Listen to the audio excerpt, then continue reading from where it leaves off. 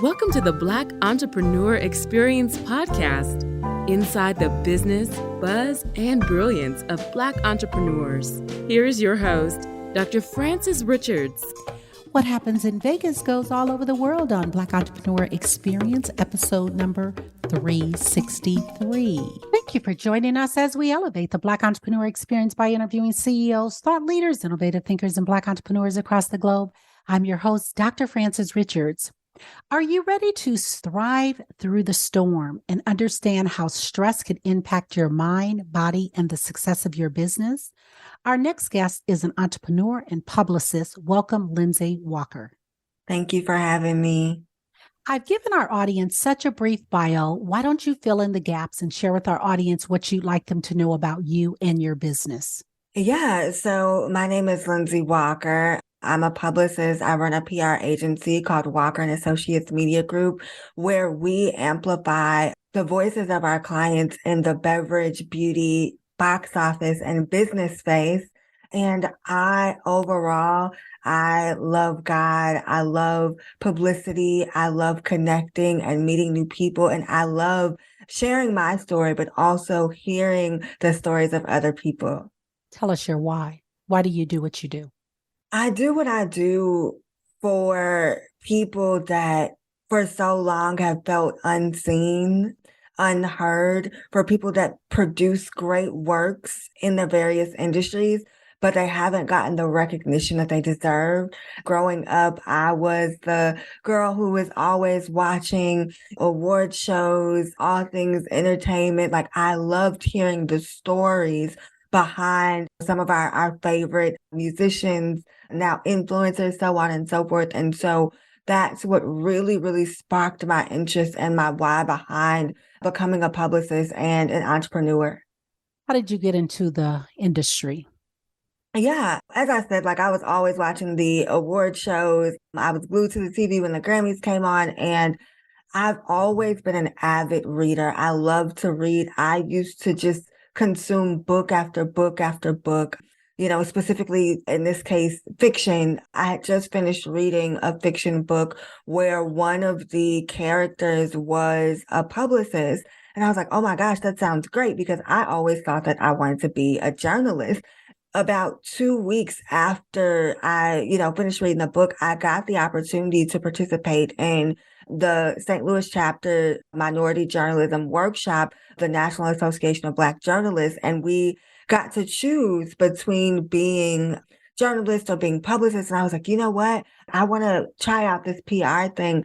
And I fell in love with it. I majored in mass comm in college, and then I did a plethora of internships. And once I finished and graduated, I knew that this was what I wanted to do. Talk about your book, Thriving Through the Storm.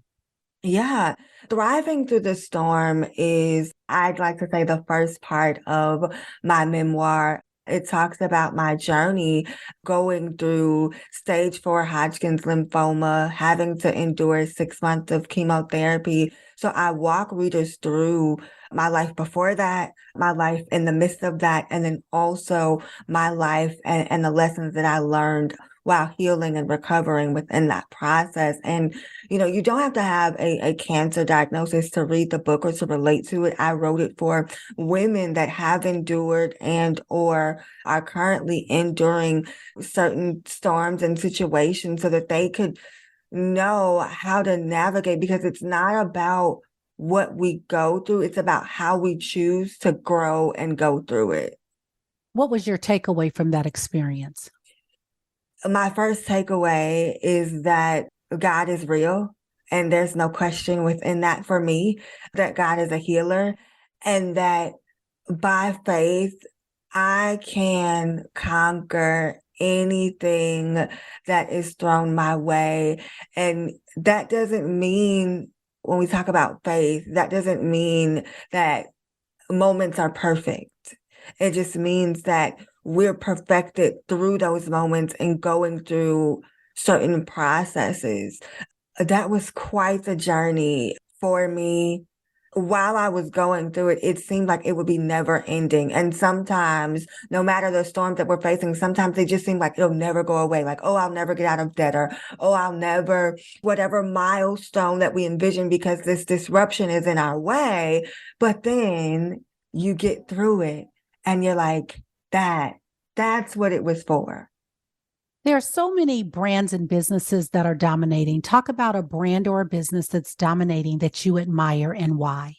Yes, so that would hands down be Monique and Melvin Rodriguez of Maya Organics. They just got acquired through Procter and Gamble. It's a brand that I've been following since its start, and I'm so very proud of them. I did like a small snippet with Monique, but we have not worked together. But I just admire the work that they're doing and the heart behind their story. They're leaving so much legacy for so many Black-owned businesses, for so many aspiring Black-owned businesses, that you can create a product, you can bring it to market, you can have longevity in the space, and you can do it on your own terms and in your own way. I want you to have a monologue. I want you to name this person, living or not. They've inspired you so much. Who is that person and what are you saying? I think one person comes to mind, and I feel like this is I feel like who I'm about to say is super cheesy, but I'm going to say it anyway because it's just me being authentic to who I am, since I have the space and the opportunity to do this. It would have to be Beyonce.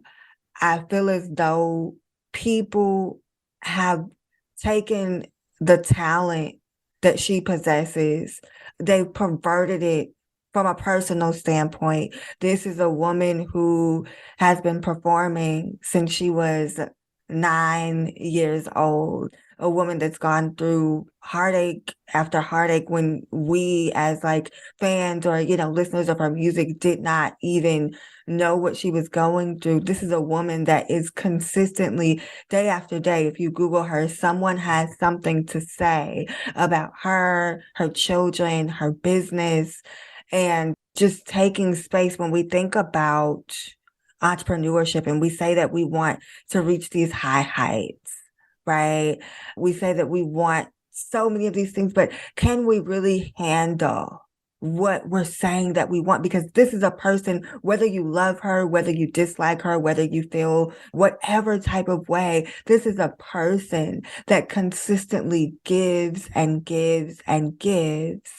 And when I say give, I mean she lends her gifting. And as entrepreneurs, that's what we do. We lend our gifting out into the world. And so just being able to hold space, even as I think about the things that I still have yet to accomplish within my lifetime, it's like, can you handle the weight of what that's like? So that is what I would like to say and share about that. Speaking of give, it's give and get. What do you want to give and what do you want to get? If you were to ask me this question years ago, the answer would have been, oh, I want to leave legacy. And that's great, right? Leaving legacy, we should do that. I'm striving and thriving towards that. But being a stage 4 cancer survivor and being on the other side of it now, my answer is I want to give all that I have to give. I don't want to leave anything left in terms of what I have to lend from a talent perspective, from a thought perspective, from any perspective. If I have it to give, I want to give it. In return, I think the getting piece, I'm actually still working through. So thank you for asking that question, because I think that question is equally as important as the giving.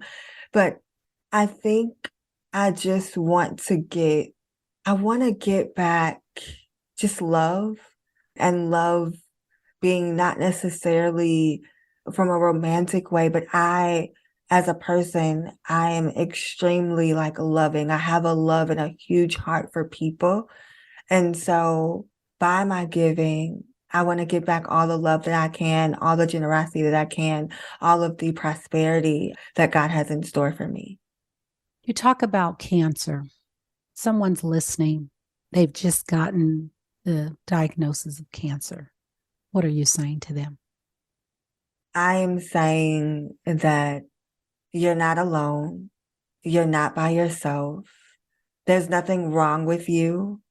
You're not broken by any sense of the word. This is now a process and a journey that you have to create and make your own. There will be so many people, they'll have all the advice in the world. They'll tell you what to eat, what to drink, how to speak, what to say, how to think. But you have to embark on the journey your way. And if you are a believer in the way that God leads you to do that, understand that everyone's journey is different and you can go and grow through this process. Take it one step at a time, one moment at a time, sometimes just 1 second at a time. And this is the moment for you to create space. If you haven't been taking care of yourself, now is the moment where no one else, nothing else matters. It's about you doing what you are led to do in order for you to heal. You talked about legacy. Lindsey, when it's all said and done, how do you want to be remembered? I think I would like to be remembered as someone who gave all that she had to give, as someone who was inspiring, as someone who was full of integrity, kept her word, kept the faith, and ultimately pointed people to Christ in everything that she did. Whether you listen to me on a podcast or whether you hear me speak or whether you work with me as a client, that is how I would ultimately like to be remembered. What is something that we don't know about the PR industry that we should know? I don't necessarily know if this is something that people don't know or don't care to remember. And that is that publicity is a process. It's a process to hire and onboard your publicist. It's a process to get featured. It's a process of pitching. Like, it's not an overnight thing. It's not something where you hire a publicist today, you're a millionaire tomorrow. You have to have strategy. You have to partner with your publicist to make your campaign a success. Advice you wish you had followed. I think the only thing that I wish I would have really taken to heart is that, especially growing up, is that, like, I matter. I matter simply because I'm here. I matter because I'm living, I'm breathing, and that that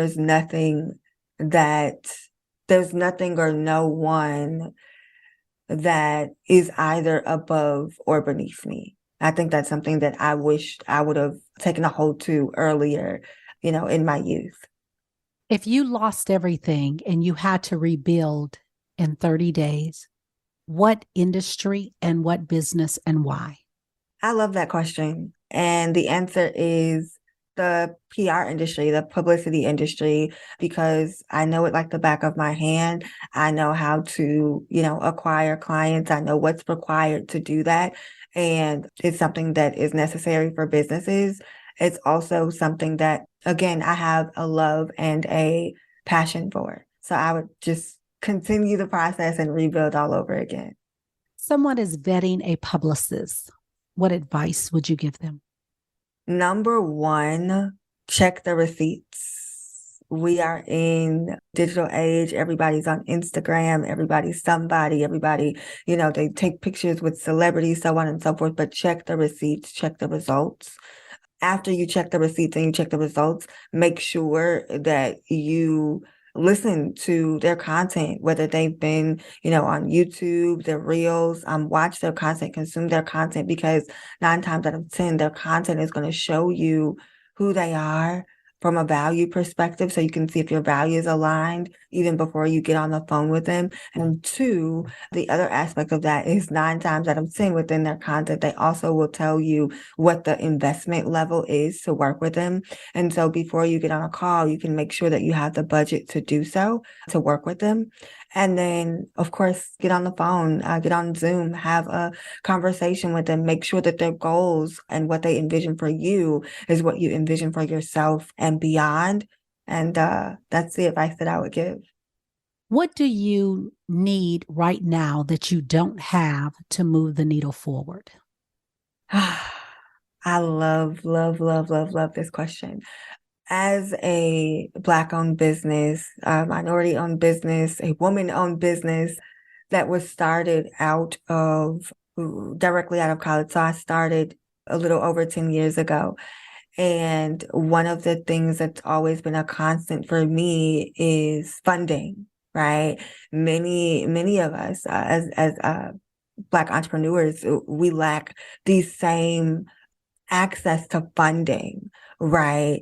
That our counterparts do. So yes, currently to move the needle forward, we've done well within my business. But in order for us to take it to that next level, funding would be key, but not only funding, also access to a larger talent pool. I'm always looking for contractors that we can bring on board. I'm currently right now looking to partner with schools at the collegiate level so that we can create. And it's funny, I was just speaking to someone about this today, but I'm really looking to create like an intern to hire program with a school. So I've been reaching out to a couple of career advancement offices in different schools among the HBCU circuit and beyond. But yeah, those are the two things that we're in need of.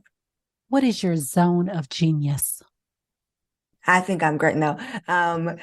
So my zone of genius, when I think about that, Dr. Richards, I think of that from two spaces. I think of my zone of genius from an entrepreneurship space, which of course would be garnering publicity for clients, being able to make connections between the marketplace, my client's target audience, and various journalists that I know are sourcing out the stories. But then when I think of my zone of genius from a life perspective, it's having tenacity. It's being able to fall down 150 million times and get back up and do this again and again and again. You talked about funding, access to capital, being undercapitalized. You started 10 years ago, straight out of college. How did you fund your business? Honestly, and I promise you, this is not a cliche answer, but the answer is God. Like, that is how that's the only way that I've been able to have the experiences that I've had. I'm a first generation entrepreneur. As far as I know, within my immediate family, everyone thought that I would go and, get a job in marketing at AT&T or, some other space, but that wasn't what God had me to do. And so really it's just been God and myself. And that's how I've been able to sustain. I believe in investing in myself 100%. I believe in mentorship and accountability and masterminds and coaching. And I am also a person, I will vet people out. If I can't work with you, within the first 30 to 60 days, I will vet you out until we're ready to go and we're ready to work. And that's just how it's been done. What is your biggest takeaway from our conversation today? What do you want the audience to leave with? I want the audience to leave with, number one, understanding what's possible, understanding that it doesn't matter where you start within your business. It's about how you choose to finish. I want the audience to also take away being mindful of how we treat other entrepreneurs in various sectors and in various spaces, because you don't know what people are enduring behind the scenes. You listen to podcasts like this, you're like, oh, it's great. You're comparing yourself. I literally just posted this on Facebook. Comparison is the number one killer of relationships of any kind. Assumption is the second killer, right? And so being mindful as entrepreneurs, that's a really, really big key. Don't compare yourself to anyone else's journey. We all have our own. Fill in the blank. Thank you, pandemic, because. Thank you, pandemic, because that is where I was given clarity and structure, and I was able to slow down and invest within my business to hit a really big milestone in the business. Speaking of milestones, what is the next stone you want to turn over? Yeah, the next stone that I am going to turn over would be hitting the 7-figure mark. That's the goal for us. That's awesome. Talk about your top two influencers or mentors and what lessons do they teach you?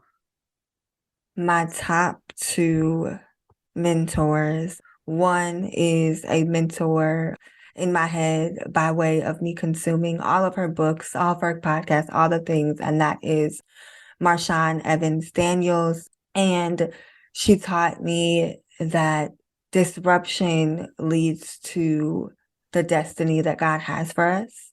And that's a process that I'm still walking through. My second mentor would be Arian Simone. And she taught me to fearlessly be myself, operate in my gifts unapologetically, and to be okay with having my journey just be my journey. Talk to a younger you. What advice would you give to a younger Lindsey? The advice I would give to a younger Lindsey is to slow down. It's okay. You're going to get there. You don't have to rush. You don't have to overthink. And that your thought process determines how fast or how slow you move, not because of other people, but because when your mindset isn't as it should be, you slow yourself down in the process. What problem exists in the world today that you would like to solve? We could be here all day with that one. There's so many. I think the biggest problem that exists in the world today that I would like to solve is people have truly gotten away from being kind to one another. We're not kind to each other anymore. We don't have grace. We don't show love. We don't show mercy. We're not understanding. And if I could give all the kindness away, I would, because I think that we can tackle all the issues and all the political things and all of that, right? But it starts with us being willing to understand one another and us being willing to be kind to one another. How do you make impact daily? I make impact daily by showing up in spaces like this, by being able to share some part or some piece of my story, whether that is on Instagram, whether it's on LinkedIn, whether it's Facebook, whether it's on a network that I'm a part of called Kingdom Business Network. Just in my daily encounters and interactions with people, whether it's physically or virtually, that is how I make impact. The word is play. How did you play today, or how will you play today? I could take that like a couple of different ways. I've never been stumped by a question. Let's see. Okay. So my goal for today and the rest of this week is to play hard. I have to go hard on a couple of things. But when you ask me that question, it also reminds me hey, you can put a little play, a little fun into your day. So I'm not quite sure what the fun aspect looks like, but maybe I'll catch some time to just scroll on TikTok or watch a bit of a 20-minute show or something on Netflix. What does self-care look like for Lindsey? Self-care looks like, as I have it, creating space within my schedule, within my calendar, whether that means I take 7 days off or whether that means that I take 30-minute breaks or an hour lunch break, really taking time out to talk to God, to pray, to meditate, to just check in with myself and see how I'm feeling. And then, of course, you have your leisure self-care things like going to get a massage, going out to eat, things of that nature, but also making sure that I have and I'm sticking to a part of my self-care journey, which is for me therapy, making sure that I'm going to the doctor. All of those things are in Lindsey's self-care arsenal. Talk about mental wellness and entrepreneurship. Oh, that's like a whole nother podcast episode, right? No one tells you exactly what's required, the mental capacity and tenacity that you have to take, that you have to endure, that you have to learn to master when you become an entrepreneur. If someone's listening and you're an entrepreneur and you feel stuck and you feel isolated and you're not talking to a therapist on a regular basis, please do so. As much as we love our friends, they don't have the answers. They're trying to figure it out. They don't have the coping mechanisms, the skills to do so. Make sure that along your entrepreneurship journey, you're definitely taking care of yourself mentally, because that's how you avoid burnout, mental breakdowns, and all of those things. So it's extremely, extremely important. What have you not done in life that you dream about often that you would like to do? There are a couple of things in that. So let's see. I have not yet been a voice actor. That's something I want to tap into. I also have not yet traveled outside of the country. That's something that I'll do soon. What is your best discovery in life or business? This is probably going to sound extremely egotistical, but I have an explanation after I say it. I think my best discovery in both business and life would be me, like myself, because I didn't know what I was capable of until I became an entrepreneur. I didn't know what was possible for me. I didn't know what some of my own self-red flags or some of my own ooh, I need to fix this, and this. I didn't know those things. I wasn't aware of those things until I became an entrepreneur. So I would say myself, my mindset was the best discovery. And then honestly, community. Having a community, being an entrepreneur is so, so very important. What brings you joy? Seeing my family members smile and laugh, and when we're able to gather together, being able to connect with my friends who've become family, whether that means that we pray, whether that means that we're just able to just sit and just be goofy and laugh, seeing other young men and women and just people in general win and accomplish their goals and defeat the odds. That is what brings me joy. What breaks your heart? When people are unkind, when they, instead of understanding or trying to understand another person's viewpoint, they tear it down. It breaks my heart to hear about senseless violence and killings of young men and women and children. Of course, anytime I hear anyone having a cancer diagnosis or any illness, those are also things that break my heart. Let's take a snapshot of the last 30 days. What was your biggest win? My biggest win was thriving through the storm of entrepreneurship in the past 30 days. And how do you celebrate your wins? It depends. So, of course, I have to give thanks and honor to God.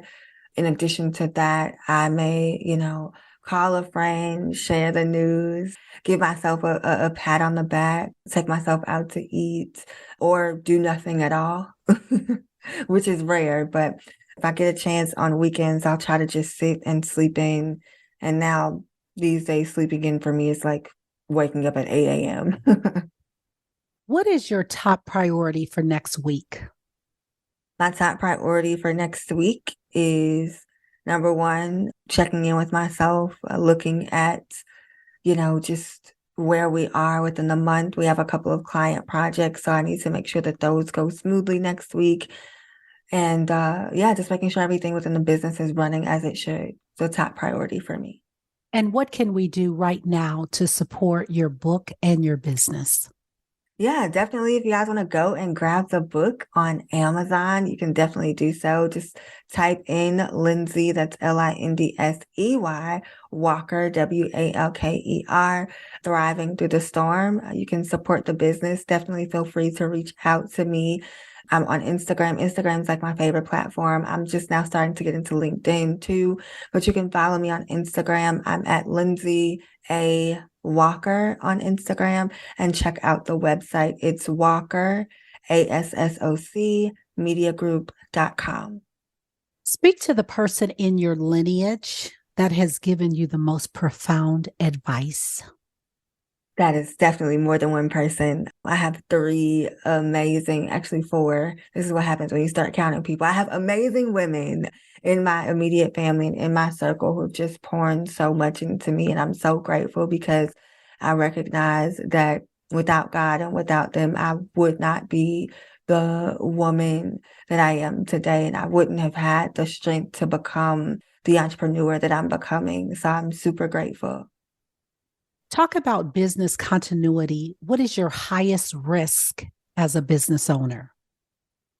Highest risk as a business owner.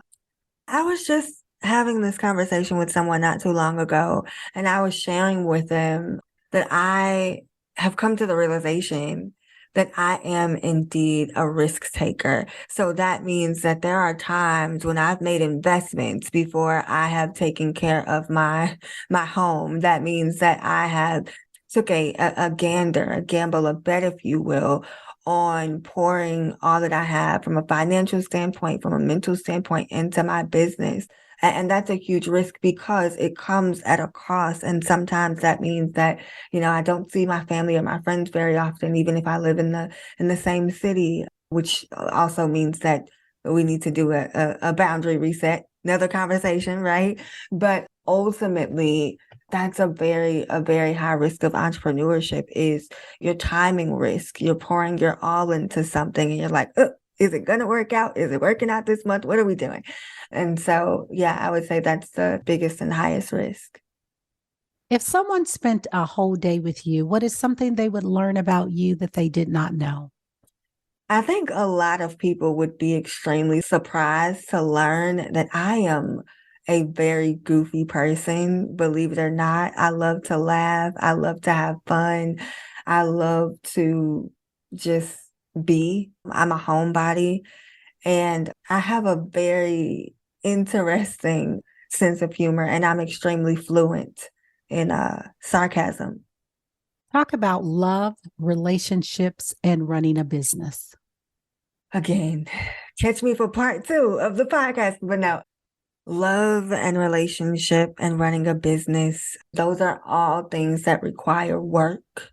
And I think that sometimes we look at the lovey-dovey phases of being in relationship and we're like, oh, it's great. It's great until you have to cancel things and the person has to understand that. So it takes a very, very strong individual to be in a relationship with an entrepreneur, especially if they are not an entrepreneur, because there has to be a lot of adjusting, a lot of moving parts.